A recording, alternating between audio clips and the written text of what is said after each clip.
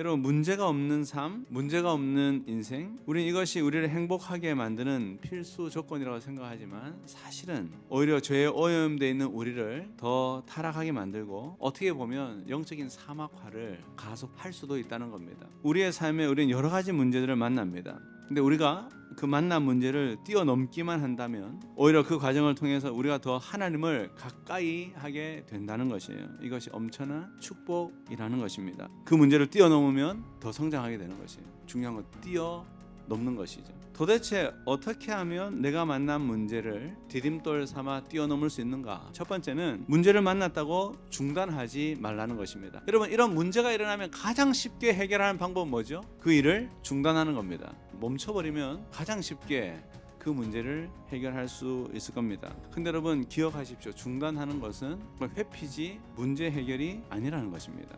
여러분, 사단은 지금도 끊임없이 우리의 삶에 문제를 만들어냅니다. 그것을 통해서 우리로 하여금 선한 일을 중단하게 하는 것이 목적입니다. 그 선한 일이 중단되면 다시 그 일을 일으키는 것은 훨씬 더 어렵게 된다는 것이에요. 이것이 바로 사단의 전략입니다. 중단하면 여러분, 우리가 만난 그 문제를 디딤돌 삼아 도약하고 성장할 수 없다는 사실을 여러분 기억하시길 바랍니다. 여러분, 그래서 우리가 만난 모든 문제는 하나님께 답이 있음을 믿으시기 바랍니다. 두 번째는 처음으로 돌아가는 것입니다. 어떤 문제가 생겼어요. 어디서부터 문제가 생겼는지 되돌아보면서 이 원인을 찾아가다 보면 그 원인도 발견하게 되지만 더 중요한 것을 하나님이 깨닫게 하신다는 거예요. 여러분, 문제를 통해서 우리가 되돌아볼 때 하나님 주신 유익 중에 하나가 이겁니다. 하나님 우리에게 이걸 보여주시는 거예요. 이 문제가 그걸 딱 알게 되면 디딤돌이 되어서 이걸 뛰어넘을 수 있는 길이 보이기 시작하는 겁니다. 마지막 세 번째는 서로 양보해야 한다는 것입니다. 여러분, 한번 잘 생각해 보십시오. 왜 오늘날 교회 안에 작은 문제가 해결되지 않을까요?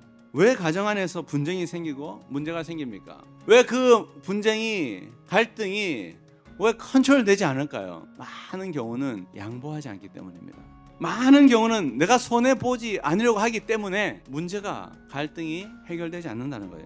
여러분, 하나님께서 오늘 우리에게 분명하게 말씀하십니다. 우리의 가정과 우리의 직장과 교회 안에서 문제가 있을 때 문제가 해결되기를 원한다면 진리의 문제가 아닌 경우에 양보하라고 말씀하고 있는 것이에요.